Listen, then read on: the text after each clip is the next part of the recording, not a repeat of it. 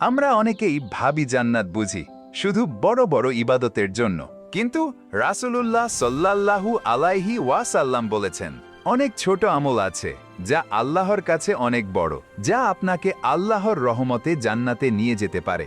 তাহলে শুনুন, আমল নাম্বার 1, হাসি মুখে কথা বলা। এই মরুভূমির দিনগুলো সত্যিই আনন্দের, হ্যাঁ, এবং এই মুহূর্তগুলো আরো স্মরণীয় করে তোলে। তোমার ভাইয়ের সাথে হাসি মুখে কথা বলাও সদকা। আপনি কাউকে আসসালামু আলাইকুম একটুখানি হাসি ওয়া দিলেন, ওয়ালাইকুম অথচ আসসালাম আল্লাহ ওয়া তা রাহমাতুল্লাহি ওয়া সদকা বারাকাতুহু। হিসেবে লিখে দিলেন। আমল নাম্বার 2, বাবা মায়ের খেদমত ও দোয়া। বাবা মা সন্তুষ্ট থাকলে আল্লাহও সন্তুষ্ট হন। একটুখানি খেদমত, একটুখানি সময় জান্নাতের দরজা খুলে দিতে পারে। আমল নাম্বার 3, কাউকে ক্ষমা করা।